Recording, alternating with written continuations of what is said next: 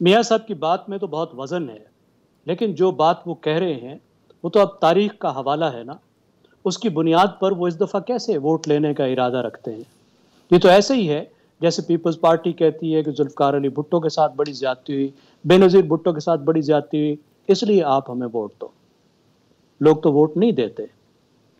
मसला ये है कि आज की जो उनकी तकरीर थी, वो एक लॉस्ट अपॉर्च्युनिटी थी।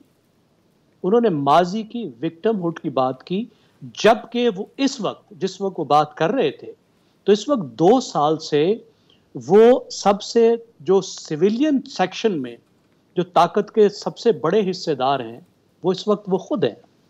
16 माह उनकी हुकूमत रही और इस वक़्त जो इंटरिम गवर्नमेंट है, उसमें भी उनके लोग मौजूद हैं और उनका असर मौजूद है।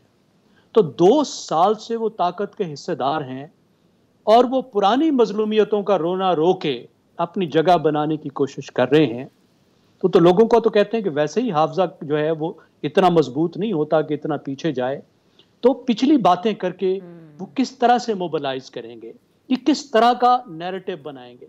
इसी तरीके से आप उनको देखें, जब वो कारनामों की बात उन्होंने की, आज की तकरीर में भी या उससे पहले भी जो वो कर रहे हैं, तो वो 2013 से 2018 की बात कर रहे हैं। उसमें भी बेशुमार बात की जा सकती है, जो वो कह रहे हैं वो भी उतनी दुरुस्त नहीं है, दूध और शहद की नहरें नहीं बह रही थी। आईएमएफ के प्रोग्राम से उन्होंने निकाला था, लेकिन 2018 में जो उनकी हुकूमत ने कारनामा किया था, तो वो आईएमएफ में दोबारा भी धकेल कर गए थे। क्योंकि उन 5 सालों में पाकिस्तान की इंपोर्ट्स बेतहाशा बढ़ गई थी और एक्सपोर्ट्स कम हो गई थी। और जिसके नतीजे में 2018 में एक बदतरीन बहरान आया उन्हीं के दौरे हुकूमत में।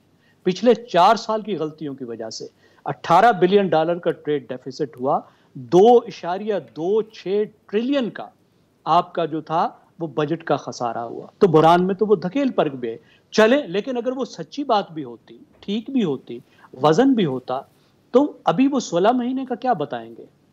अभी जो उन्होंने अपने समधी शरीफ को रवाना किया था लंदन से और उन्होंने जो आके दोबारा से हमें मुसीबत पे डाल दिया और सींग लड़ा ली आईएमएफ के साथ, जिसके नतीजे में जून में पाकिस्तान डिफ़ॉल्ट को, नादहिंदगी को बिल्कुल हाथ लगा के वापस आया और जाते-जाते शहबाज शरीफ को खुद बड़ी मुश्किल से एक नया आईएमएफ का एक टेम्परेरी अरेंजमेंट करना पड़ा।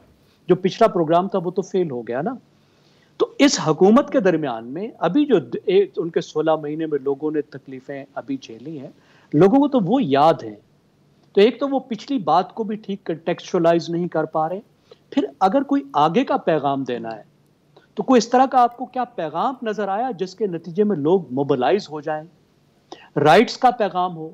देखिए, जो राइट का पैगाम होता है, जब हकूक का पैगाम दिया जाता है, तो वो लोगों के हकूक का पैगाम दिया जाता है, अपनी मज़लूमियत का नहीं दिया जाता। लोग आपकी मज़लूमियत सही। से तब मुतवज्जे होते हैं जब आपकी मज़लूमियत उनके हकूक से वाबस्ता होती है या आप उनके हकूक से वाबस्ता करते हैं। जब आप ये कहते हैं कि भुट्टो आपकी खातिर फांसी चढ़ा, तो अभी वो लोगों के साथ अपनी मज़लूमियत को कैसे लिंक कर रहे हैं और उसके साथ सही आगे है। का क्या रास्ता बता रहे हैं। पहले वो लिंक कर रहे थे जब वो कह रहे थे वोट को इज्जत दो, क्योंकि वोट तो हर शहरी का होता है ना। तो उनका कहना उस अब नहीं वक्त ये था कनेक्ट कि कर रहे। मेरे साथ जी। जो हो रहा है, अब वो वोट को इज्जत दो के साथ कैसे कनेक्ट करेंगे, सही। जबकि वाज़ेह तौर पर नजर आ रहा है कि उनकी जो मद्दे मुकाबिल पार्टी है, उनके वोट की इज्जत नहीं की जा रही। तो मेरे ख्याल में नहीं नैरेटिव है, बनाने में बिल्कुल इस वक्त सही। मुस्लिम लीग नवाज बड़ी बुरी तरह से नाकाम हो रही है।